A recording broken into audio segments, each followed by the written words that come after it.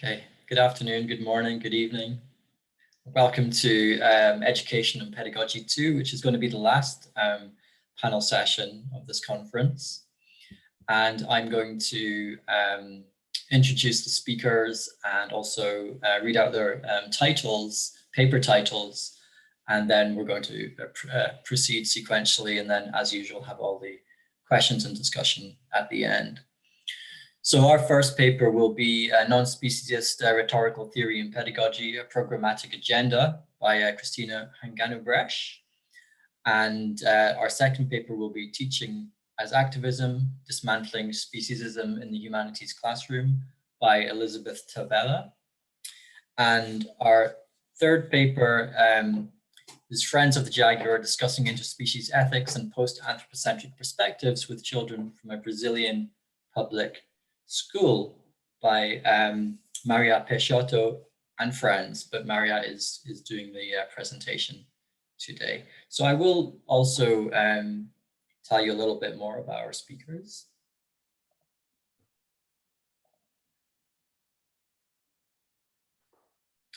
Okay, Cristina is Associate Professor of Writing and Rhetoric at the University of Sciences in Philadelphia, USA, where she teaches composition, scientific writing and animal studies courses, amongst others.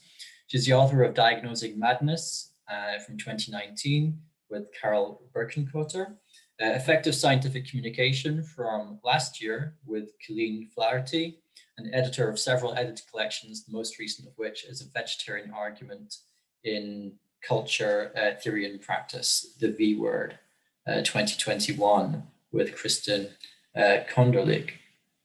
Elizabeth Tavella is a Humanities Teaching Fellow at the University of Chicago, USA, and holds a doctorate from the same institution with a dissertation entitled Seeking Interspecies Justice, Spaces of Animal Confinement in Italian Literature.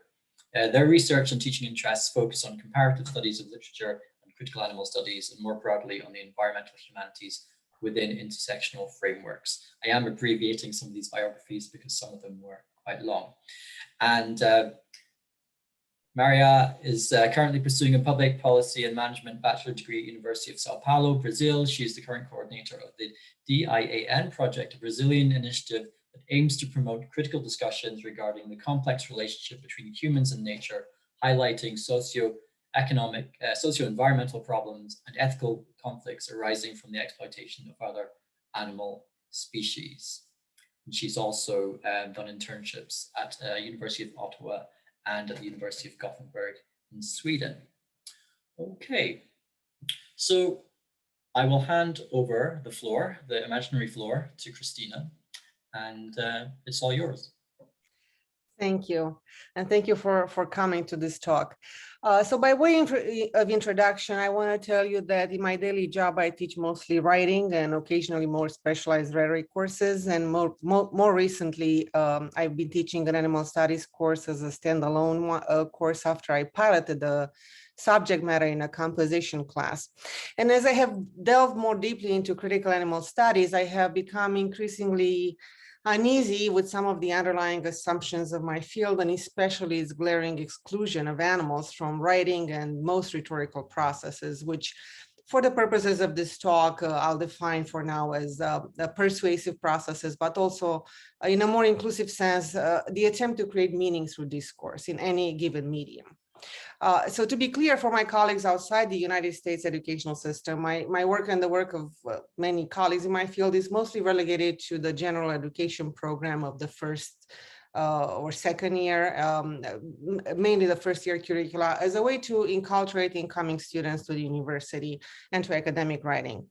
Their best writing classes, which are compulsory again here, help students find, articulate, and transmit meaning to others, which is an essential function in academia and in life. But in some ways, the work of writing instructor is one of accommodation, of helping students conform to academic writing norms, and by extension to the norms of that academia upholds, which are profoundly speciesist. In fact, one would be hard-pressed to find a liberal arts field in which the idea of human exceptionalism is as central as it is in writing studies and rhetoric. Whereas most other humanistic disciplines have had an animal turn and have seriously engaged with the topic of non-human animals, the related fields of writing studies, rhetoric, composition, and many communication-related disciplines lag somewhat behind. Non-human animals now inform and shape knowledge agendas and ways of thinking and practices in a multitude of disciplines. So I think it's past time that rhetoric do the same. And because at least in the United States, my discipline involves a widespread pedagogical practice, my question is, how do we rethink both rhetorical theory and writing pedagogy to promote non-speciesist practices in the writing classroom and beyond? And how can writing programs in our higher education institutions help animalize the university, to borrow Eva Meyer's phrase? The resistance of writing studies to this animal turn may stem from a narrow anthropocentric definition of communication and argument. Animals, after all, don't write or need to do so. Yeah, one of the many arguments for human exceptionalism involved the idea that symbolic and linguistic processes were exclusively the domain of humans. However, it has been clear for some time that communication, persuasion, and deliberative and political action are not unique to humans. At the very least, we can admit that animals' lives are vocal, textual, and significant in the sense that they are rich in signs. But we can go further than that. Yeah, it's evident from studies of ape cultures, songbirds, whale songs and cultures, prairie dog language, elephant culture and communication, bee communication, and so many other examples, too numerous to mention here. It's evident then that non-human animals are essentially parallel civilizations intertwined with ours, engaged in different non-human dimensions of meaning making, symbolic expression, and persuasion. Eva Meyer synthesized a great deal of such instances from a vast but still growing and still incipient body of evidence attesting to other species' ability for deliberation, cooperation, strategic, political, and symbolic thinking. So, therefore, acknowledging the self-evident truth that how we frame our discourses about animals both reflects and perpetuates our treatment of them and has momentous consequences for their well-being and for our environmental well-being as a whole, I propose that rhetoric and writing studies consider animals and animality, broadly defined, as a term of engagement and as a basis for rethinking the way we theorize rhetoric in my discipline and in the writing classroom and beyond. And there are already some encouraging precedents in rhetorical studies that one can build on. And I'm going to very quickly just list a few. So the path was forged by a relatively famous article in my field, George Kennedy's A Hoot in the Dark from 1992, in which he concluded that humans and animals share a deep natural rhetoric, that's his term, codified in our DNA perhaps, and manifested as what he calls rhetorical energy. More recently, Alex Parrish, in his 2014 book, Adaptive Rhetorics, attempted to trace the evolution of rhetoric as a biological adaptation that most probably started with animal signaling. Even more recent book, Deborah Hawley's Rhetoric in Tooth and Claw from 2017, took a slightly different path. She looked at what she calls or dubbed zoo stylistics as an attempt to enhance and teach the rhetorical arts. And she used classical rhetorical texts as a starting point and argued that the animal's sensuous nature invokes a world that is otherwise untranslatable into words, and animals can transmit otherwise incommunicable pathos. Yeah. And these attempts to understand animals' role in rhetoric are encouraging, but sometimes I feel steeped in an instrumental view of animals. And mostly what bothers me about it is that they sidestep notions of social justice and or ecological cooperation. There are some exceptions to this. A recent book by Marilyn Cooper entitled The Animal Who Writes, a Post-Humanist Composition, that's from 2019.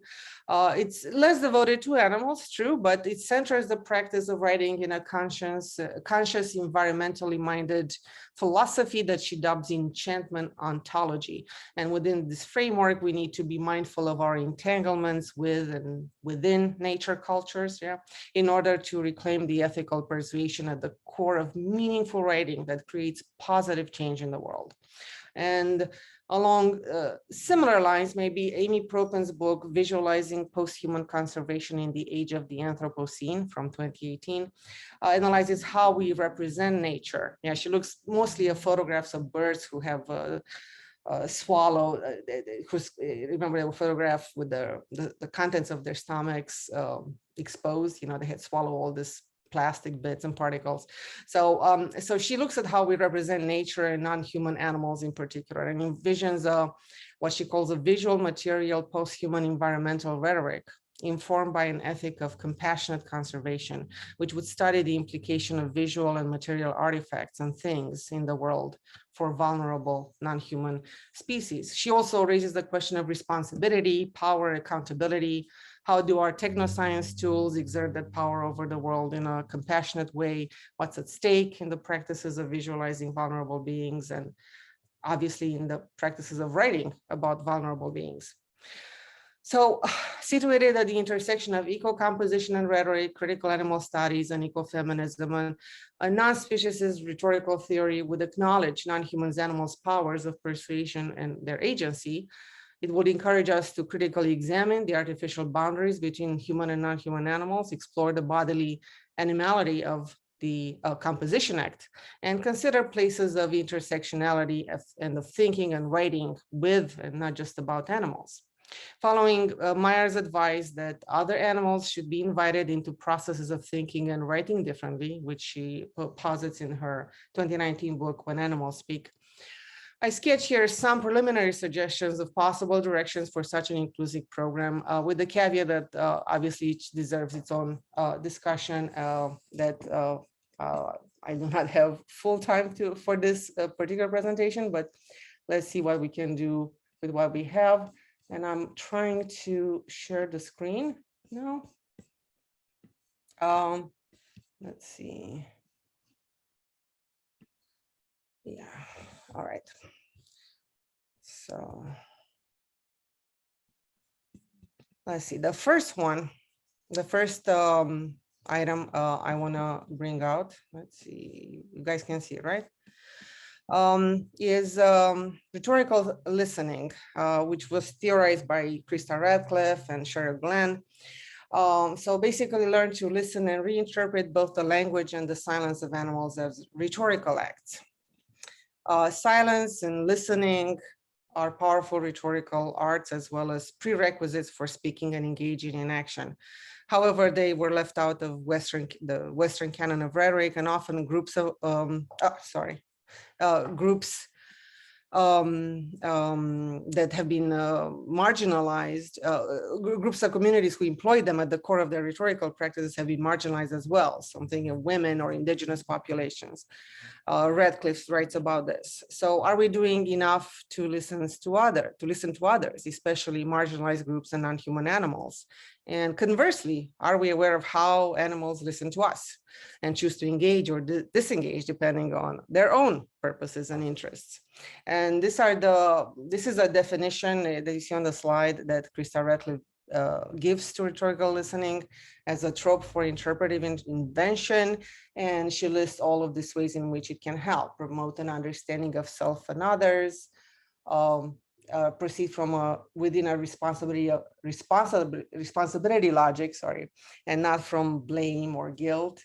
Try to build identification and accentuate commonalities and differences in order to create positive discourse. So I think rhetorical listening creates a place from within which you can ask the right questions. One example that comes to mind briefly, I don't have time for it, but I can point to it in the questions maybe. Let me just move on to the next slide. So the other one, which is probably one of the most important things we can do, is recognize and Cristina, I just want to make sure that we can see your Word document at the moment, not the slides. Why? I think I did something else. You might need to toggle between your screens. Yeah.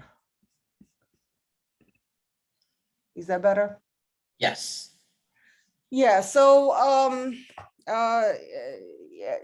this is probably something that you're all aware of. So the way we use language matters. Brief example, former President Trump use of the word dog to demean and, diminish people in many ways, and which comes at an intersection of oppression, of both humans and animals here. The other way to think about it is through the prism of eco-linguistics, which is something I recently discovered is a field that's kind of expanding, pioneered by Aaron Stibb.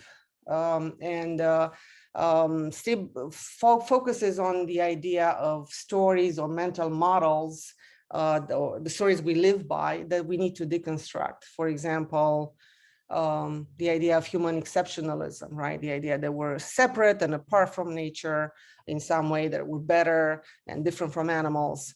We forget that it's a myth. So how do we point this kind of mental schemas in our students' work? How do we deconstruct it? How do we help students rethink the stories, and recognize them for what they are? And I think ultimately this type of teaching should help cultivate metaphysical indigestion, right? To use Donna Haraway's term, to animal exploitation and the way it manifests in our uses of discourse. And hopefully, one would hope that students' own actions would eventually follow suit once this linguistic examples are identified. All right. I hope you're still seeing my slides on my Word document. So my third point would be to help students rethink rhetorical production of arguments as not inherently the province of humans, and consider the persuasive capabilities of animals independent of human observation and intervention. So this is less about what we can do to change in us, but how can we recognize the others as rhetorical agents. And there are examples of people who did right with animals, right? Like Barbara Smuts and others, and that Meyer also points out. And I think this could be particularly relevant for science students. I am at a science-oriented institution after all, who go on and use lab animals. And how could this awareness of animals as not only autonomous individuals, but also as rhetorical subjects change their potential work and science path and how they write about them? And finally, okay. My final point would be to rethink writing pedagogy by using clues from the people I've already identified, like Propan and Cooper, and also Wright's Vegan Studies project, among others. And building on this budding literature that considers animals seriously in my field, we should design an inclusive rhetorical pedagogy that opens new ways of writing and persuasion based on an ethical, inclusive, and non-violent and non-speciesist definition of change in the world. How do we, if writing is change, how do we make that change matter and be ethical, right? So an ethical writing practice acknowledges the rhetorical power of non-human animals and also commits to resisting perpetrating violence against them, as well as against any other life forms. So if writing is about finding and creating meaning, we need those meanings to be ethically informed and continuously interrogate how we can explore and restore agency to non-human animals in a world in which they are continuously constrained by human choices, development, environmental catastrophe, and so on. We need to harness— 5 minutes to go, thank you. Yeah, I have enough time, yes. So we need to harness rhetorical analysis and invention to resist destructive capitalist ideologies that underline common argumentative practices. This is an educational project for both students and their instructors, rethinking who is at the nexus of arguments and why, whose voices and lives we exclude, undermine, and diminish, and why, all the ways in which we take refuge in human exceptionalism whenever evidence to the contrary is presented. That's a difficult task. But freshman composition classes are taken by the majority of students enrolled in college in the US. roughly 3 million, according to a 2019 statistic. As such, they could be an ideal way to reach out and educate young people. In practice, writing feedback should encourage students to re-examine their assumptions in the way they use language, even if it's starting with simple steps as such as assigning rhetorical agency and personhood to animals instead of dissolving them into objects, into the unnamed it, right? So how can one of the oldest arts in the world, rhetoric, help reshape the world subjected to self-inflicted ecological disaster, omnicide, as Helena Peterson recently put it, in which all of our discourses will have to converge towards solving imminent crisis. And I think it's by retraining our minds, our mindsets, our ears, our tongues, our eyes to listen, see, feel, and express in inclusive, non-speciesist terms that make possible rebuilding this world based on more just, inclusive, and ecological premises. Thank you. Stop sharing now. Thank you very much, Cristina. Okay, we're going to move straight to Elizabeth's paper now.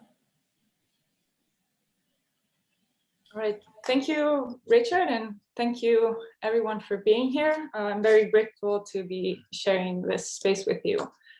So, okay, I'll just share my screen very quickly.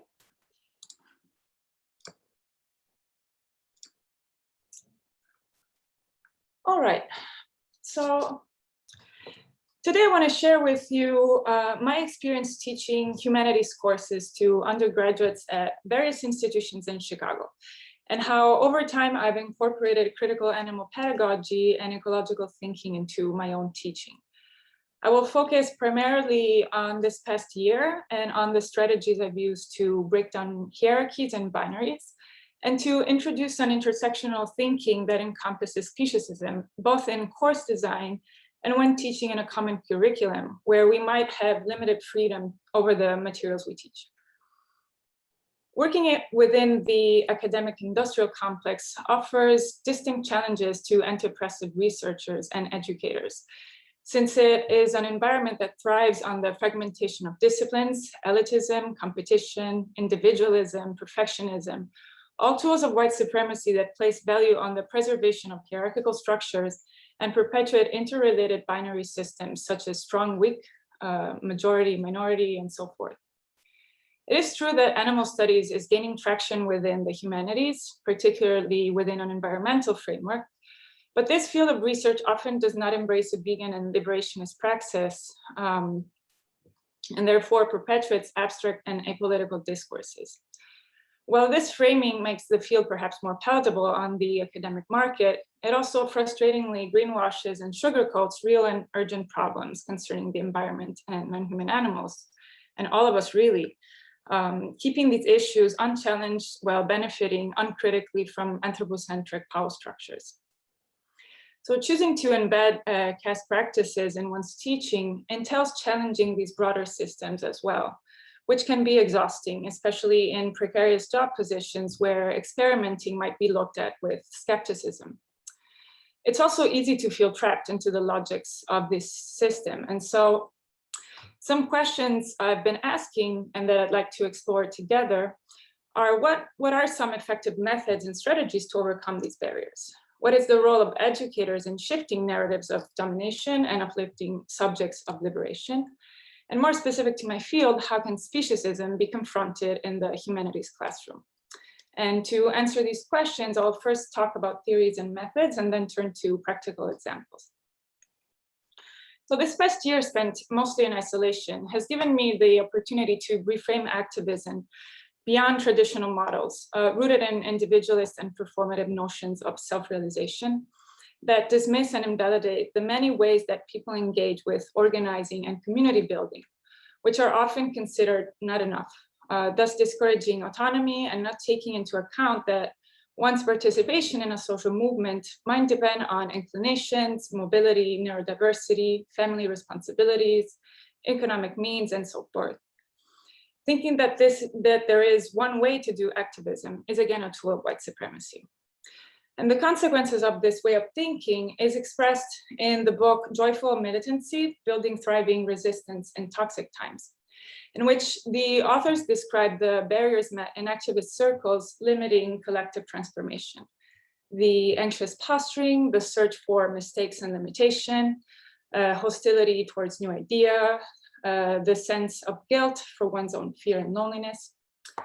And this passage in particular resonated deeply with me the first time I read it, because I realized I had experienced all of these emotions both in activist spaces and in the classroom myself.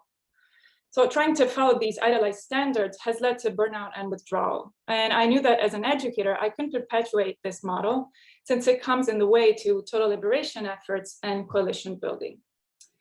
Once I fully realized that these dynamics are deeply internalized also in the classroom, I acknowledged the importance of pushing for a proliferation of different kinds of activities and for validating resistance in its many forms. As a consequence, I started to reimagine the classroom as a space of collective action built on trust and mutual care, where we are willing to be troubled and have the space to be vulnerable, and where each individual with their intersection of fluid identities contributes in unique ways to social and political transformation.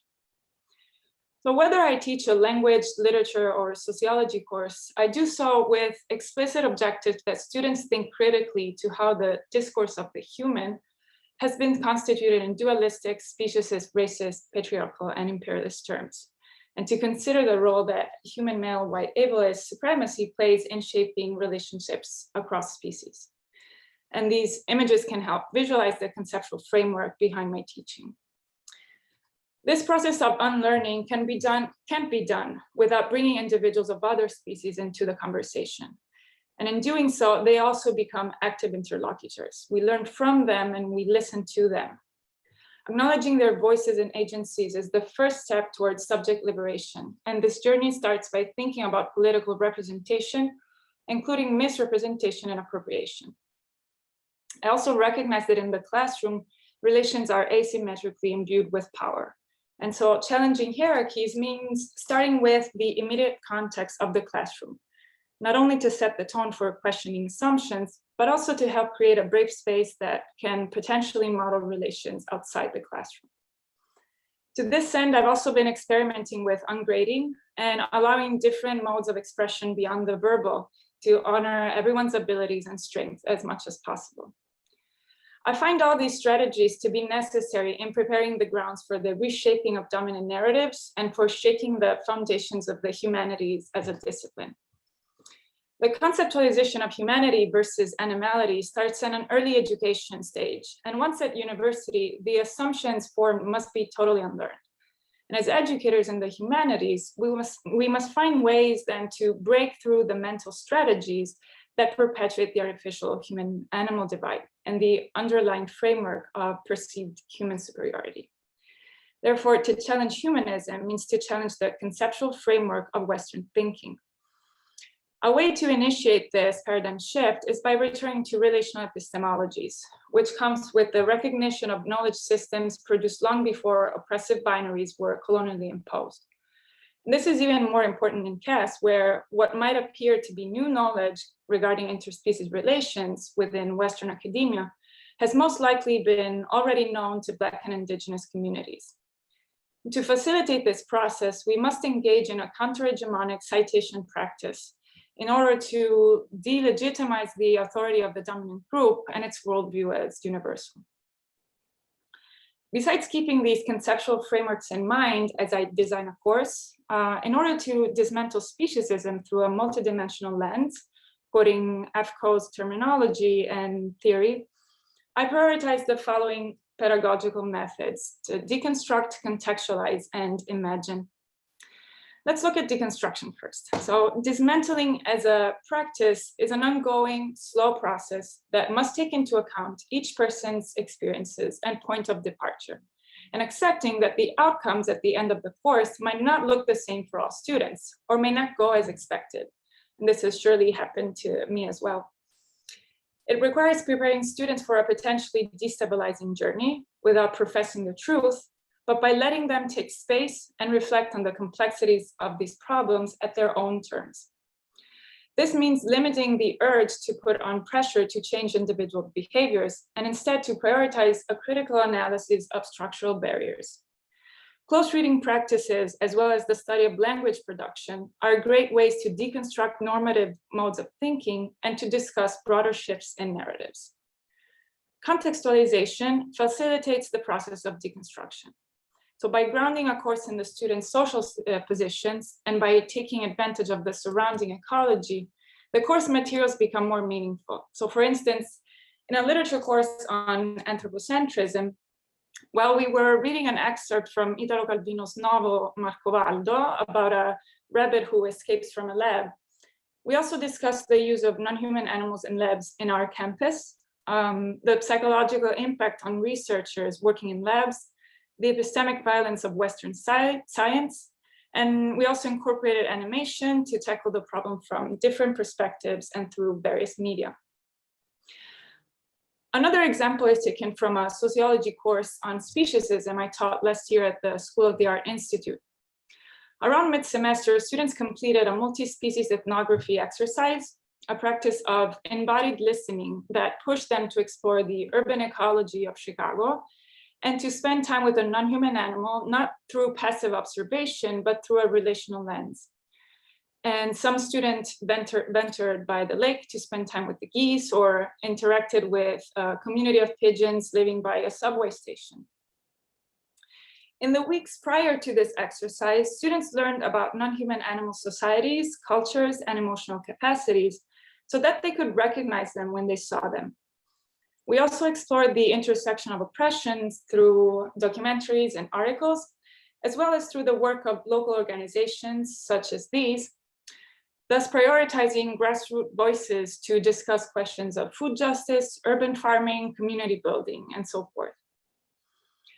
Another way to incorporate our immediate surroundings during the process of deconstructions was to spend time at the Art Institute to reflect on questions of representation by analyzing a list of paintings where non-human animals were present, such as these. And this reflective practice helps shape conversations on the colonial legacy of museums, the formation of a cultural canon, and more broadly on questions of ownership, imprisonment, class, normalization of violence, and consumption practices. All of these activities prepare them to spend quality time with a living individual of another species with more awareness and predisposition to appreciate their way of living and experiencing the world. We repeated the same ethnographic exercise a few weeks later, after we went in lockdown for COVID, and adapted it to our changing circumstances. One way for us to process the shared trauma and the sudden shift to a disembodied virtual classroom was to focus on our senses and find comfort in our immediate surroundings. To do so, I introduced soundscape ecology and explored new ways to appreciate bird visitors and even spiders peeking from a crack in the wall. So this shared experience allowed us to really embody the crumbling of the human-animal divide instead of just discussing abstract concepts. Let's turn now to imagination. We now enter the phase of reconstruction and of creation. And during this phase, I aim to provide students with an opportunity to collectively imagine interdisciplinary strategies for critical, holistic, socio-ecological thinking and problem solving. This is an intentional practice of resistance to capitalism, which has constrained our ability to slow down and imagine liberated futures. And I'll share with you a couple of final projects to better illustrate how I put this into practice. In the sociology course I was just talking about, for their final project, students were given complete freedom to create an artistic piece of work accompanied by a critical commentary that engaged with the themes and theories we addressed throughout the semester.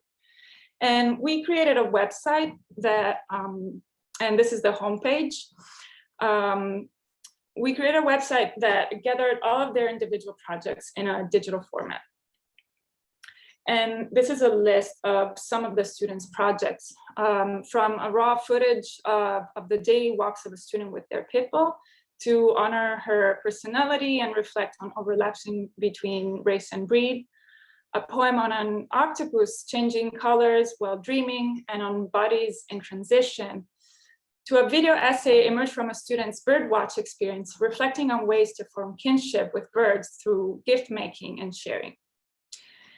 And I share these projects to say that yes, there is hope in a liberated future just based on these examples of creative dissent by young artists.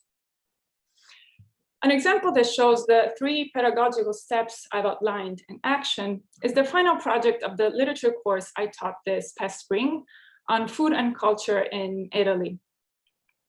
Instead of offering a conventional course on the aesthetics of food, I shifted our attention to culinary practices and consumption to initiate a critical inquiry into an exploitative system of production, ostensibly believed to be taking place everywhere else except Italy. And this is the homepage of our blog that we created together. And we embarked on a diachronic journey across social classes and geographical regions, which allowed us to discuss questions of labor rights, identity, sustainability, traditions, while making non-human animals constantly present instead of relegating them to the role of absent reference.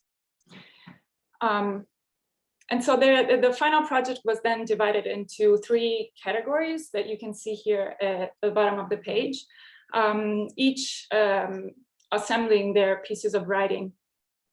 So the first one on the left, the table of injustices, part of the deconstruction phase. It's an essay in which they analyze the literary text through an intersectional lens, including an ecological perspective. And this allowed to focus on oppressive systems such as colonialism and capitalism embedded in food practices.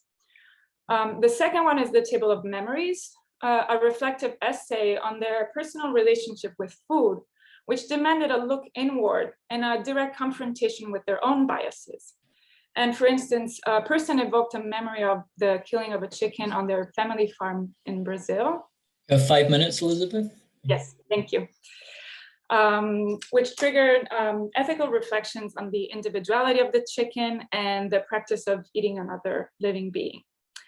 Another one reflected critically on their family's economic privilege and how it influenced their access to food, the gender dynamics in cooking spaces, and the problematic construction of animal consumption as a sign of luxury.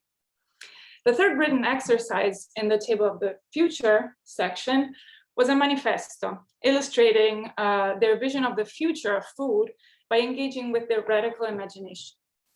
This journey, constructed into phases, demonstrated a shift in their attitudes and understanding of food that in various degrees at the end of the course encompassed also non-human animals in the matrix of oppression.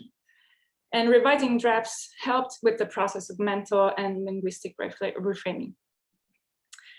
Since we're not always in the position to design our own courses, it's also important to find ways to incorporate this conceptual framework in any context and to apply it to any material.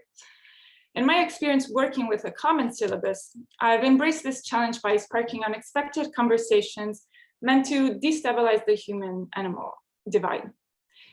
So for instance, when I teach Italian language courses, I regularly deal with stereotypical representations in textbooks, such as this one, in which the introduction of new adjectives like happy, young, fat, here associated to a pig, is done exclusively through white male figures and harmful representations of other animals.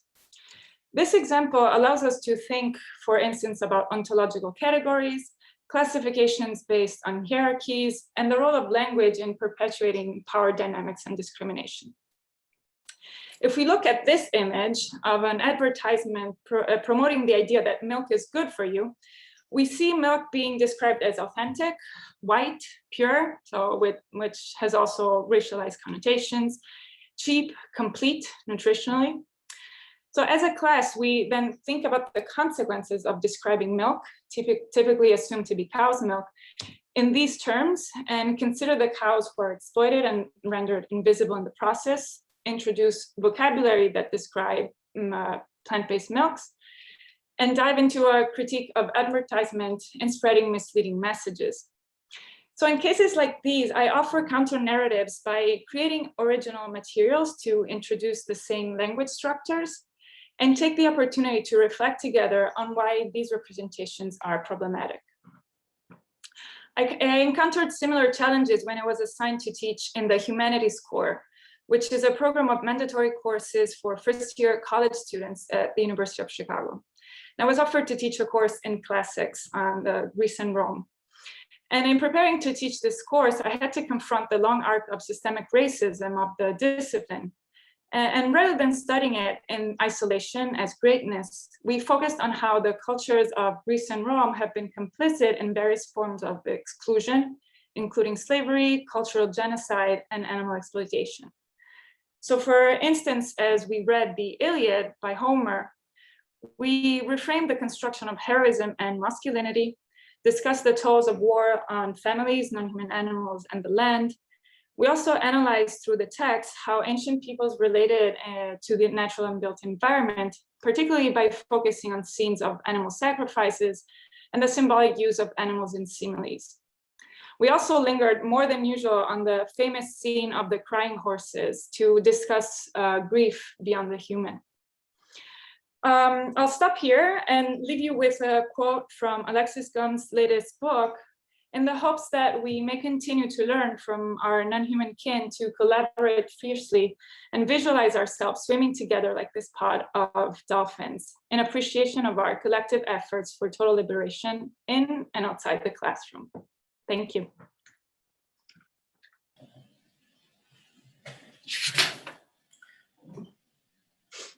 Thank you very much, Elizabeth. Okay, and thank you for keeping to exact time. Let's move straight on to Mariah's paper. Hey everyone, is everyone listening? Okay, I will share my screen.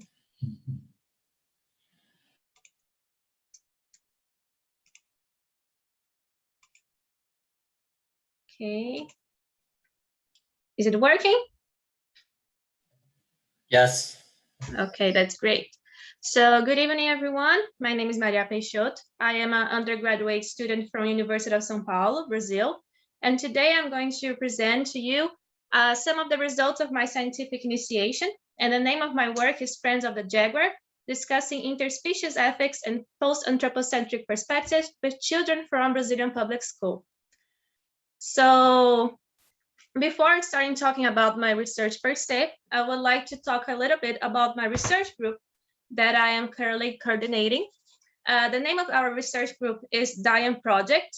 DIAN is an acronym for Debates and Investigations about Animals and Nature, and is inspired on Dian Fossey. That's why we have the symbol. Here is Dian Fossey and the gorilla. And our goal, like we exist since 2015. A research group on the project was created in 2015. And it is a research and science outreach group from my university, University of São Paulo. And our studies are based on animal rights, critical animal studies, critical animal pedagogy, and eco-justice perspectives. And our main goal, we aim to promote the critical discussion regarding the complex relationships between humans and nature.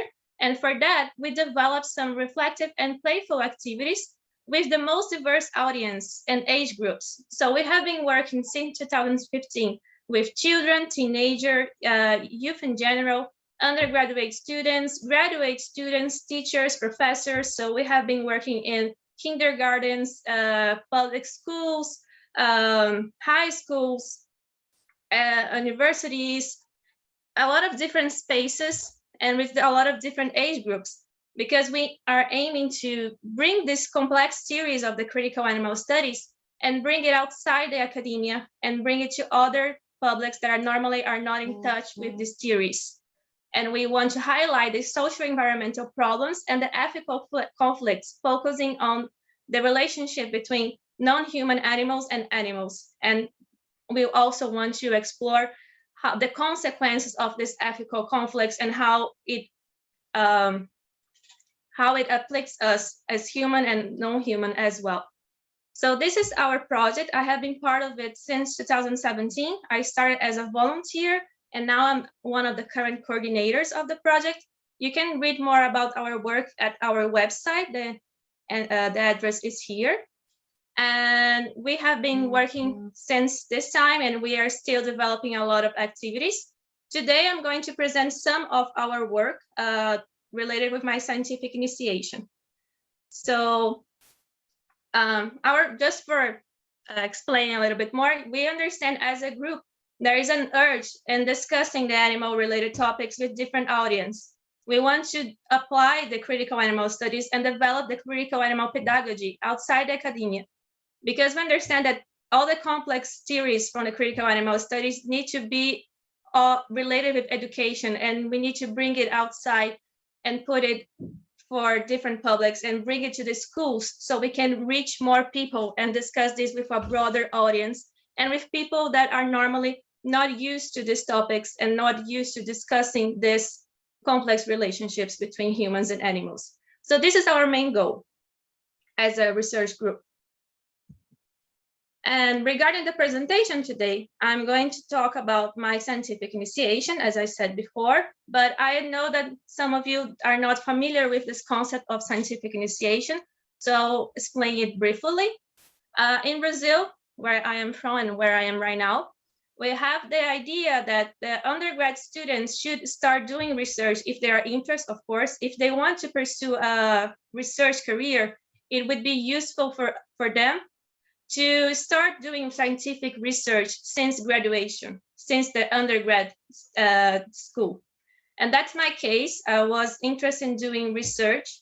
So I joined the research group in 2017 as a volunteer, but soon I got engaged with research and I decided to start a research project, and I applied for a research grant from the state government. And in 2018, it was approved, and I started my formal project advised by the professor Luís. And that's how everything started. I did 2 years of scientific initiation. I'm finishing my degree soon, but I'm still undergrad. But I have been developing this work since 2018 formally and since 2017 as a volunteer. And the results I'm going to present today are related with the first year of my scientific initiation. It happened between 2018 and 2019. And I was working with kids. We were working at a kindergarten located in a low-income community. It's called Jardim Lux. We have the campus, the university campus, University of São Paulo. It is located in a really poor area, a poor urban area from the city of São Paulo. And we have as a neighborhood a really, really poor community. We call in Brazil, I don't know if you're familiar with the term, but we call it a favela. And we, from the university, we try to just develop some activities in this community for bringing this knowledge that we are producing inside the university and bring it to outside the university, especially for those groups that are marginalized and unassisted by the government.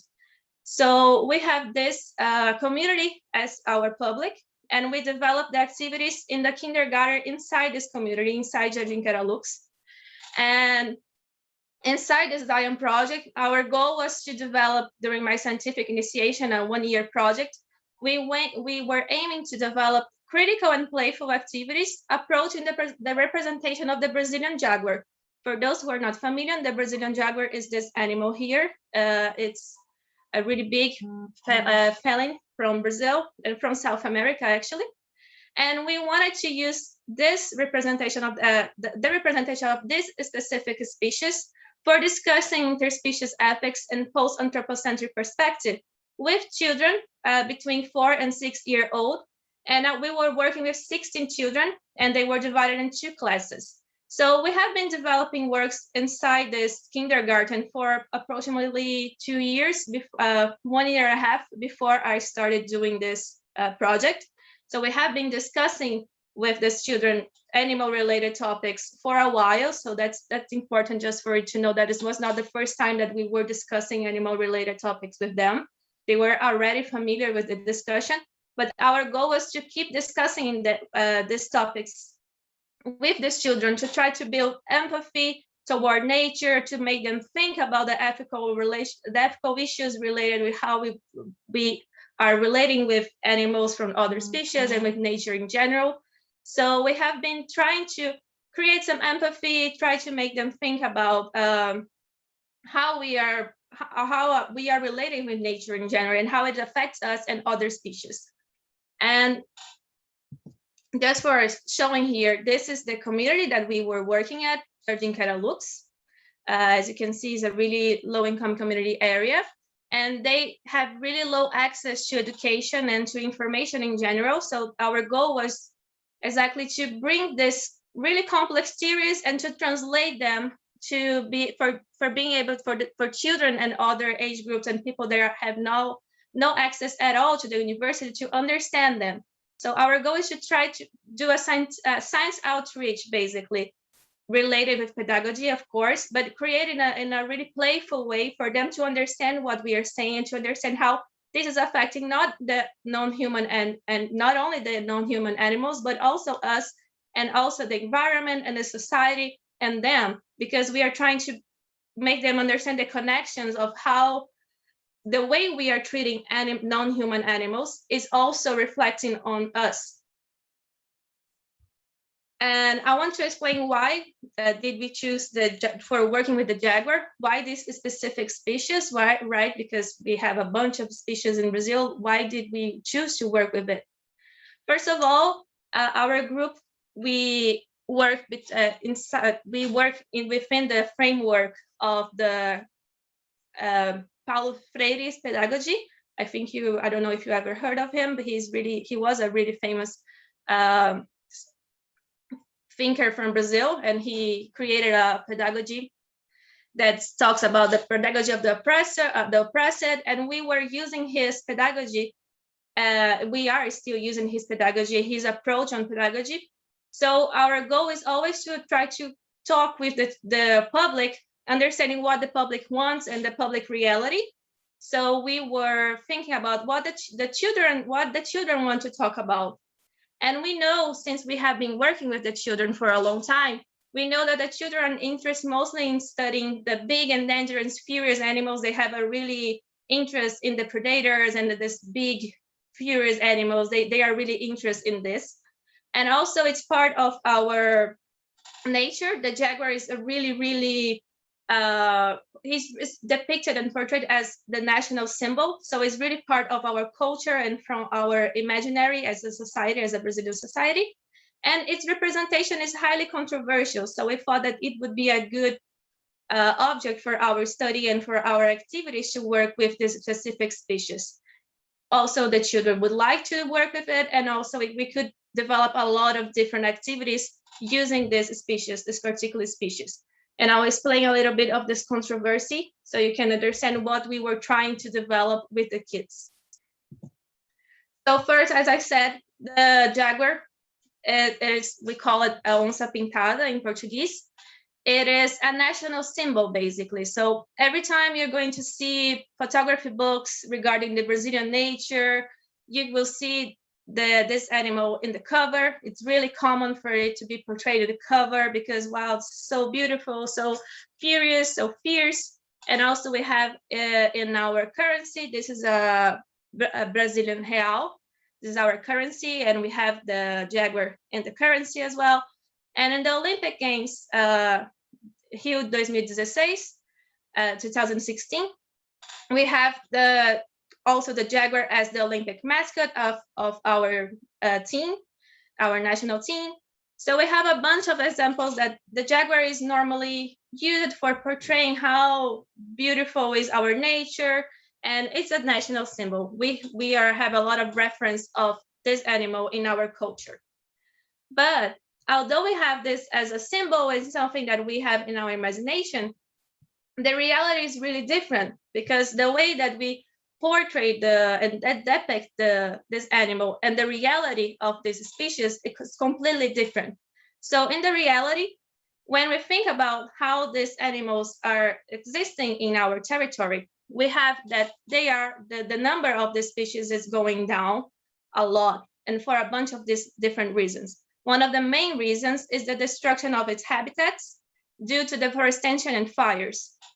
We are having the deforestation problem in Brazil. It's something that is happening from a while. It's not something recent. I think you are all familiar with this. We have a huge problem with deforestation, but recently it became more and more complex, and more often we are having more problems with deforestation, especially due to our political framework. We are under a government that really understands that there is no value in preserving the nature as it is.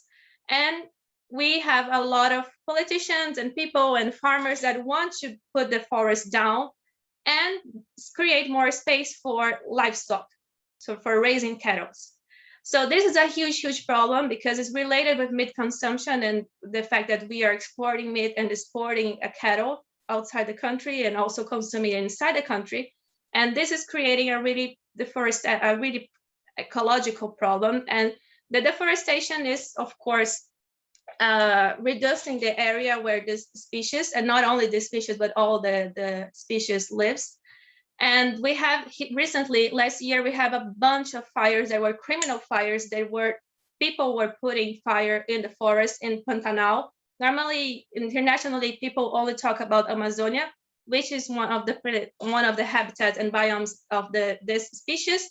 But this species is also really common in Pantanal, which is another Brazilian biome. And recently we had a lot of fires that were related with the fact that the farmers were putting fire in the forest for creating more area for raising cattle. So we have this really complex situation. Is a political situation, is also a ecological problematic situation that is affecting not only the animals, but also the humans.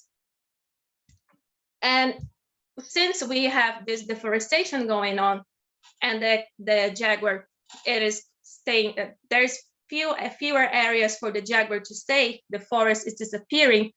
As you can imagine, as a jaguar, right? You are in the forest, and near to you, you have a huge farm with a lot of cattle on it.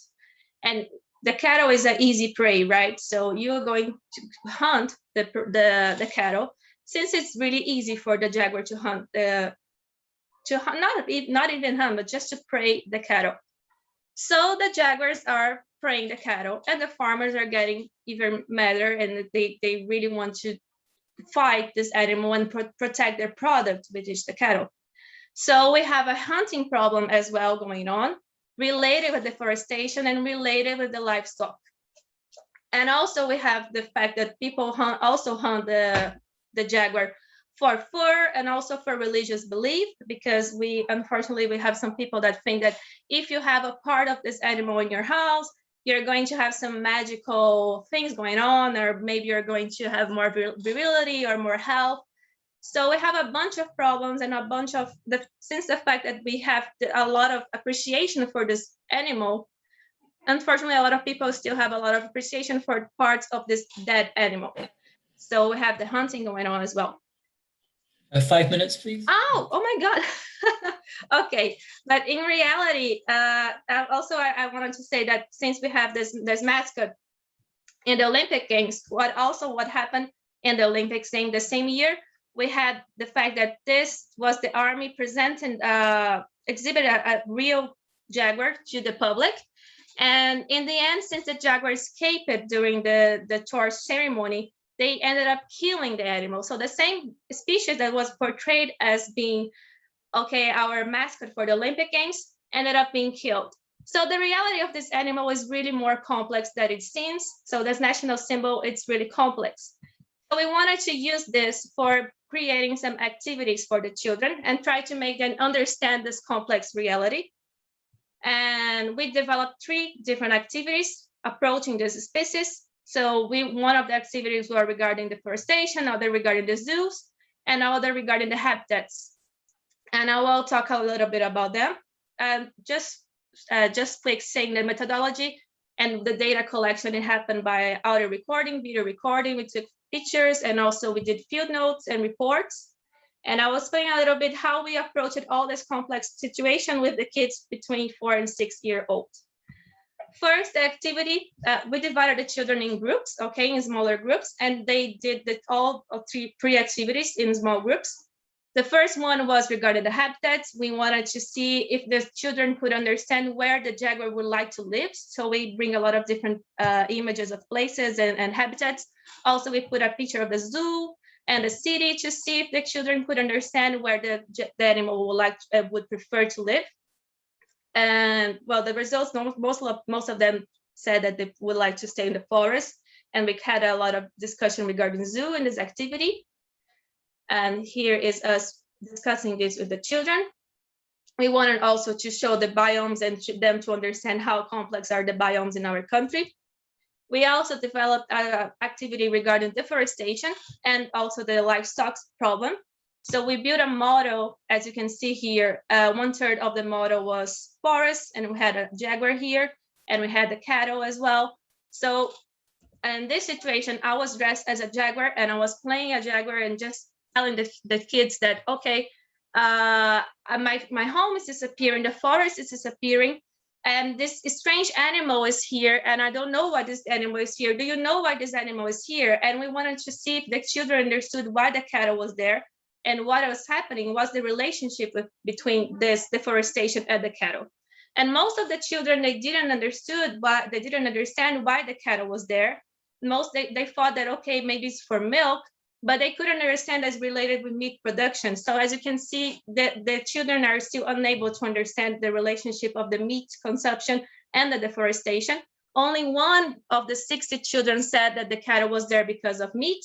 And this one, when we were discussing this in a group, the children said, the kids said, oh yeah, that we had the cattle for meat. And the other kids were like, of course not. And he said, yeah, we killed the cattle for having meat.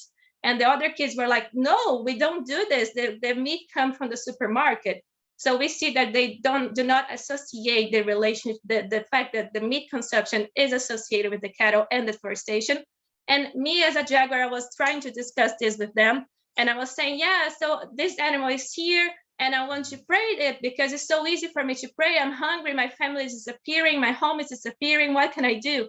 And when I said that I wanted to pray the cattle, the children got really upset with me as a jaguar because they said, you shouldn't do this. You need to respect the cattle because it deserves to live. You should eat the grass. So they were basically saying that I should become a vegetarian jaguar and that I should respect the cattle.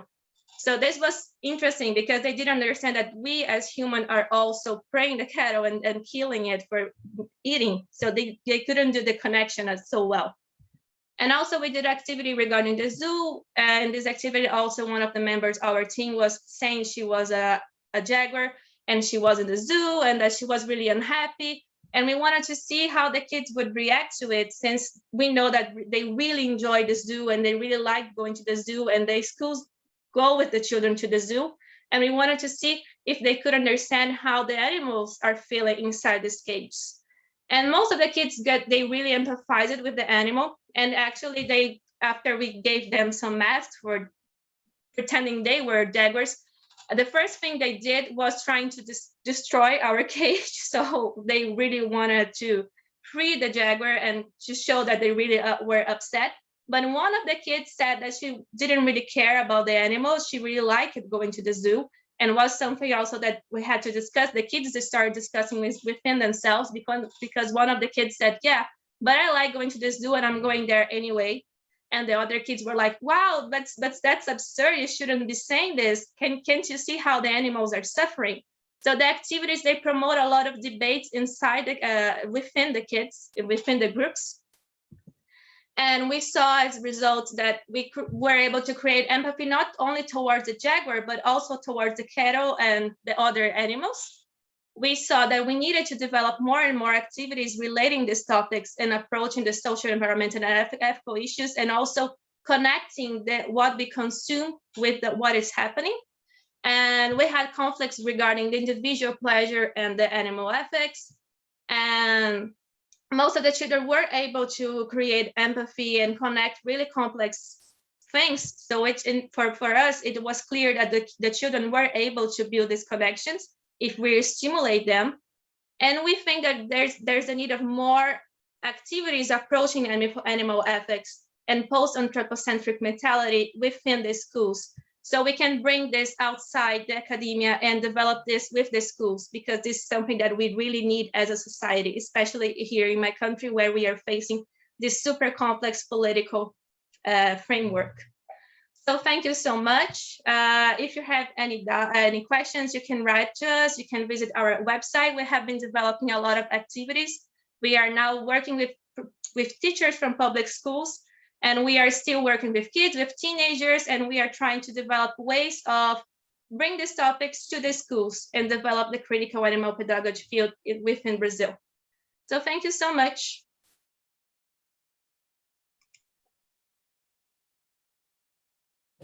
Can you unshare the screen? Yes, I'm trying. How can I do this? At the top, it should say stop. Stop video, stop new share, pause share. Okay, resume share. No. Oh, sorry, I don't know how can I. Let me go. I can do it, actually. Thank you so much. Sorry. Yeah. Great. And of course, the recording of this will be available as well. So if anybody missed anything, contact details, they can rewatch the recording. Thank you for all three papers. And now we have over 20 minutes for discussion. If anybody has any questions, you know the routine by now. You can use the hand raise, or you can say in the chat, or maybe even just call out.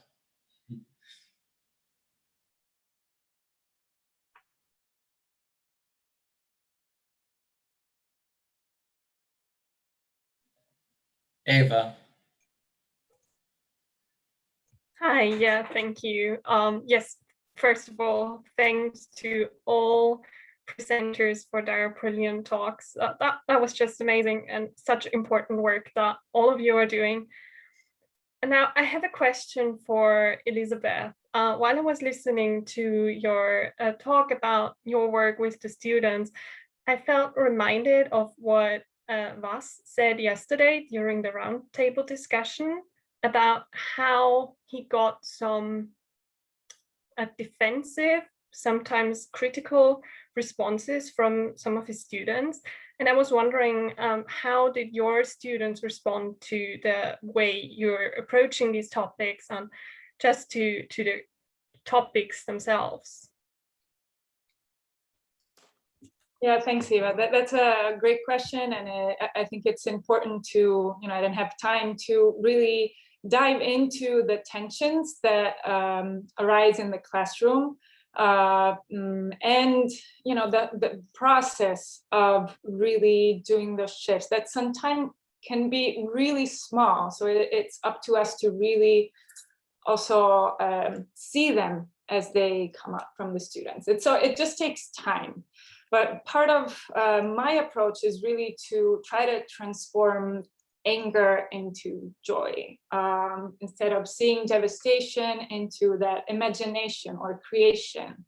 And so that I think, and that too takes time to create that kind of environment. And so the first weeks of a semester, depending on how much time one has as a group, is really to build that kind of community where you can share your anger, you can share your frustration, you can share that you don't agree, and that's okay, right? And so I think based on my experience doing activism and outreach in general, at first I was really exposed to that kind of rhetoric and approach that brings you to be defensive. And that doesn't work, so it's hard. I think we've all been there to try to engage in conversations where, the other person can be hostile. But, one way I do this in the classroom is really to remove myself as well. I'm not, as I said in my talk, I really don't want to profess the truth. And I want them to get there among themselves, and I'm part of the dialogue with them. And so, I can share where I was, if, I shared those kind of feelings at some point. So I think it's really important just to bring in feelings into this intellectual space and the body. Really reclaim our bodies in this process. Mm-hmm. Thanks so much. Thank you. Does anybody else have a question or a comment to make? perhaps I could just jump in here for a second, just on the tail end there, Elizabeth, when you talked about emotions. And I teach ethics. And one of the challenges is to help students recognize ethical dilemmas when they see them and so on. And when we talk about some of these difficult situations, especially with animals, I encourage them when I show a lot of images and ask them, think about how you feel right now. How do you feel when you look at that picture? And they'll say, I feel sad or something like that because of images of zoos or bullfighting or whatever. And that is such a powerful place to start, to ask them about how do you feel and why do you think you feel that way, and to start that investigation. So yes, we don't want to impose anything, but it opens the window to so many questions for them, and for them to really feel, if you were in that position, how might you feel if you were living in a small cage behind that fence? And I find it's a wonderful starting point. So I was really pleased to hear you talk about addressing those emotions. Thank you. Yeah, and actually another thing I like to do is really to start the course and remind students that we might not get to answers. Like, we'll pose more questions, and we'll leave the course with it like very open-ended. So it's up to everyone to continue the process outside. And so I think part of the challenge, and I'd like to hear also everyone's experience with this, is assessment, because we didn't really talk about that. And that also depends on how much time you have with a group of individuals.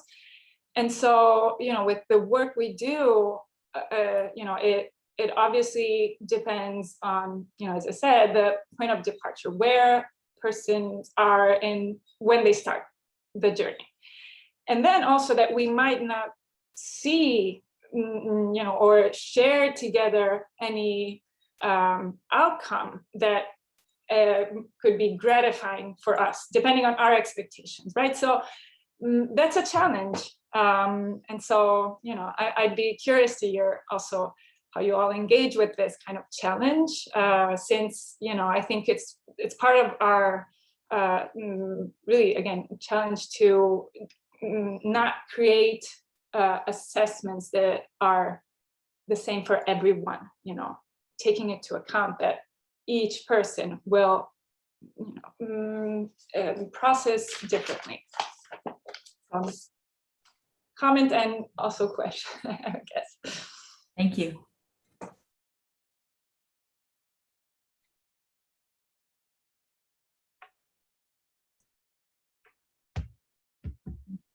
Do any of the other speakers want to speak to that at all? Or does anybody else have? Yeah, I can speak a little bit to that. I think in a sense it's unrealistic to expect complete change after the end of like 3 short months in which you see them once a week. Although that does happen, and my most satisfying class that I teach is the animal studies class, because I get emails at the end in which students explain how their mind was blown in some way, because they were never exposed to these things. But at the same time, I think it's a work of attrition. It's like chipping away at it and planting seeds. And they hear about this in your course now, and then something will happen along the way. Maybe a month, maybe a year, maybe 5 years from now, they will just set everything in place. And it's a gradual process, and you cannot be discouraged by the fact that some people show hostility, or they tell me there's, in their evaluations or essays at the end that they're still going to eat bacon because, but I know that a seed was planted, and it's not, it takes a village, it takes the whole world, right, to kind of reinforce the message. But I think you're doing great work, Elizabeth, with that. And I know we're all trying.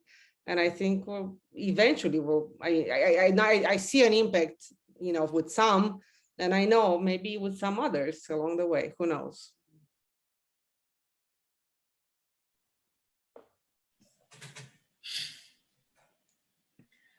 Anybody else have a question? Yeah, I would like to comment on that, because yesterday, for example, during the conversation that we had about education and the role that we play, I was thinking that I don't know if sometimes it's the ego talking, like we want to be the one that change people and feel that they are that yes, they change because our talk or our lesson or something that we said.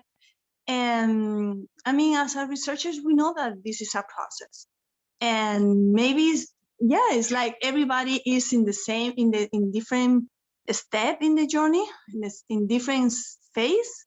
So well, maybe our talk or our assignment or our whatever it is, maybe it's because they were ready in that journey. So we'll see the almost the last step. It's not like we are not. It's not like it's not efficient. It's very difficult to say that it's not efficient, but it's just seeds. I mean, we are just planting seeds, and we don't know how much effect are we having in each kid, in each person that we touch or we talk with. So for some people, maybe we are just the last drop of the glass. It's just, wow, this is the last. And for some people, we are going to be the first drop in the glass. That's how I see. So which drop is the most important one in the glass full of water? Is the first one, the last one, in the middle? So I'm writing about this because I don't know, for as an activist and also researchers, it's very difficult to say, yes, if you do that, you will change. Well, we will need to know in what stage people are. And that's something that we need to also research.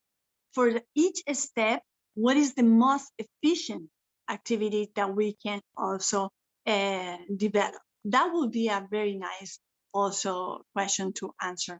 So yeah, I was thinking about all the things that you guys were saying about the process and the journey. Each one is in different step, and yeah, so yeah, this is yeah. So I don't know if it was clear, my idea. I can jump in, actually. I have some thoughts about that. I was really actually struck by Maria's way of framing the idea of translating concepts. And so that's, I think, also a great way to think about this, right? Stella, as you were saying, like, you have a framing, you have ideas or whatever you want to share, again, without imposing one view, right? And still you have to translate it in a way and that will be accessible.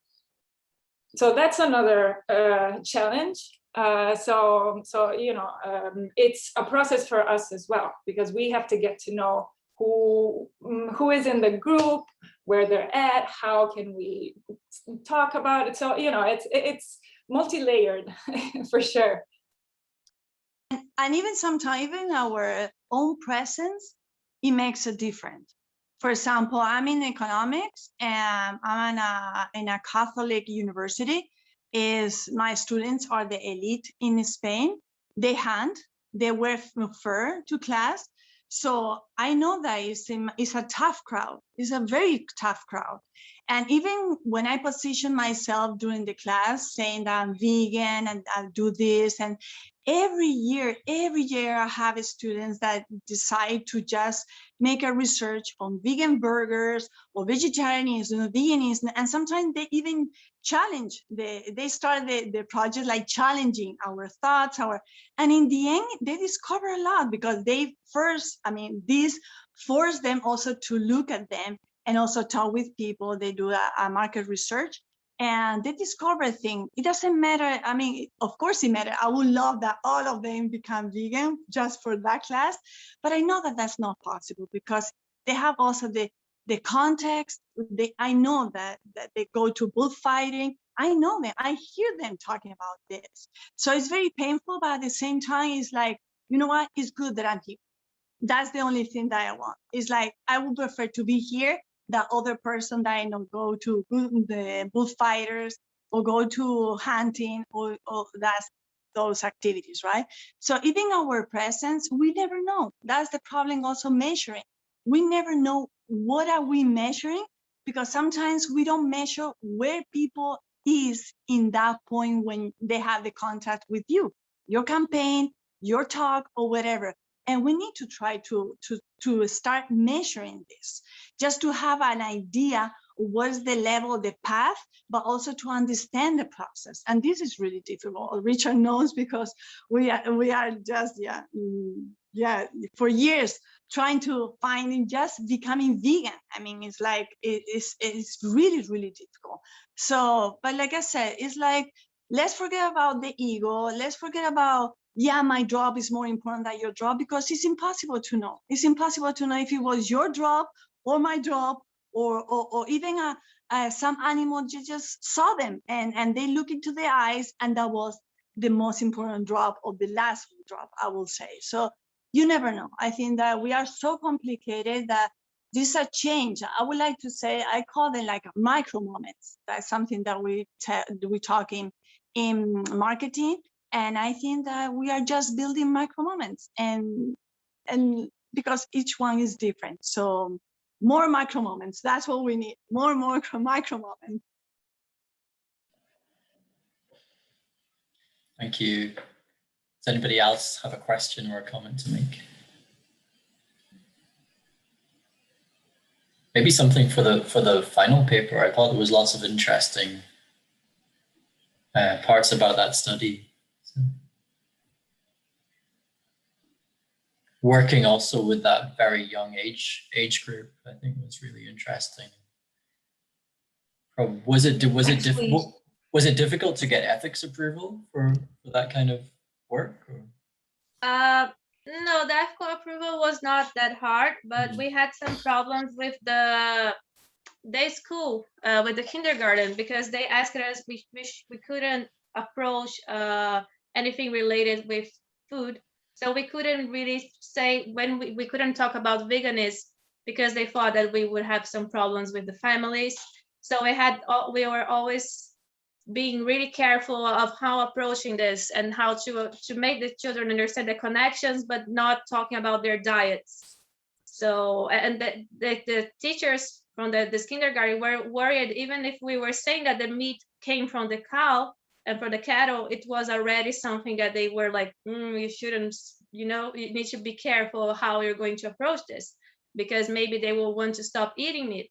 And we were like, yeah, but they need to know where the food comes from. So it for us was really complicated. We had some problems with the kindergarten. Working with the youth and the teenagers was easier, but with the kids, the teachers from the kindergarten were really worried that they would want to change their diets. And we were trying to argue and try to say that, yeah, but this would be something that we should discuss with the family. But since they are such a young age, you need to discuss this with the teachers, with the family, with the community. It's really complicated. But we have been developing these topics and trying to work with all the community. Now we are developing some works with the teachers for them to understand, because they are afraid of our approach, because they don't fully understand what we are saying and how it is damaging not only the environment, the animals, but also the kids and them. Also their health, and also everything that is surrounding us. So my bachelor thesis right now is to work with the teachers, so they can understand what we are talking about, and how this is, and why this is so important, and why we need to discuss this with all the age groups, including the kids. Yeah, it's almost like you need to have the focus groups with the teachers as well. Yeah. I think, Ava, is your hand still up from earlier, or? No, it's up again, because it's up again. Could you mind, because you already to say, but maybe Carolyn wants to go first. Yeah, let's go to Carolyn. Yeah.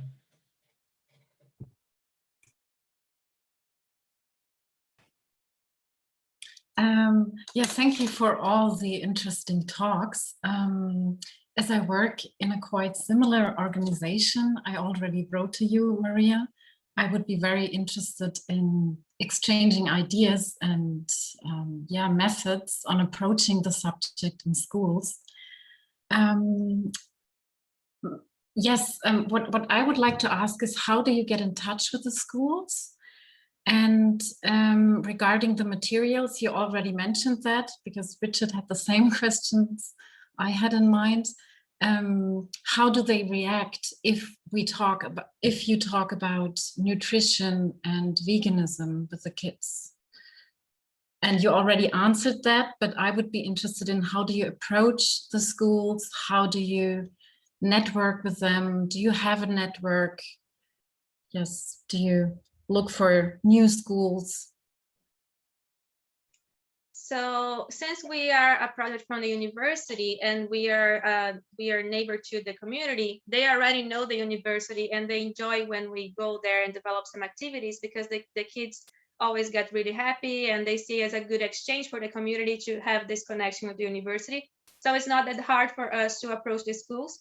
And when we say we are from University of São Paulo, it's a really well-known institution. So they enjoy when we talk with them and try to approach. So it's not that hard for us since we already have the name of the institution and we have the ethical approval and etc.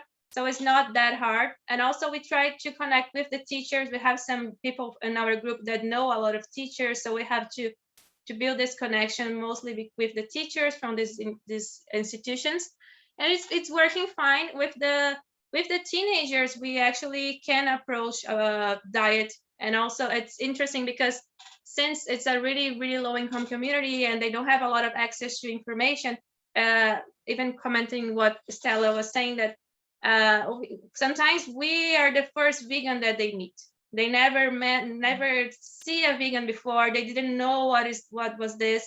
They didn't even know it was possible to be vegan and to survive without meat. So sometimes they were like, yeah, whoa, are you alive? And we are like, yeah, I'm alive, I'm healthy, everything's fine. And they have a lot of questions. And sometimes they look at, yeah, maybe I will try to do this. This makes sense. So it's hard to us to measure if they really are going to change their habits. We try to collect the data while we were talking with them, but it's hard to see if they're really changing. But at least I know that they are getting a first contact with it. And we also we bring a lot of food. We try to with the teenagers, it's easier for us to develop some recipes with them. So they eat some vegan food for the first time. It is really fun to see their reaction and see how they were like, I never thought about this before. So we are trying to approach this more with the teenagers, and also we want to approach this with the teachers as well. And if we keep going to, now we are under a lockdown, so we haven't not been able to do the presential activities, but we are willing to do more recipes with all our publics and make them try, because sometimes they never had a chance to try something vegan. Yes, thank you. I have a lot more questions, but I mean, we can exchange our ideas separately, maybe. Yeah, it would be lovely. Please write me. I would love to talk to you. Thank you. Thank you. I think we're going to have to bring this session to a close. And it was a great session. So thank you to all three speakers very much indeed.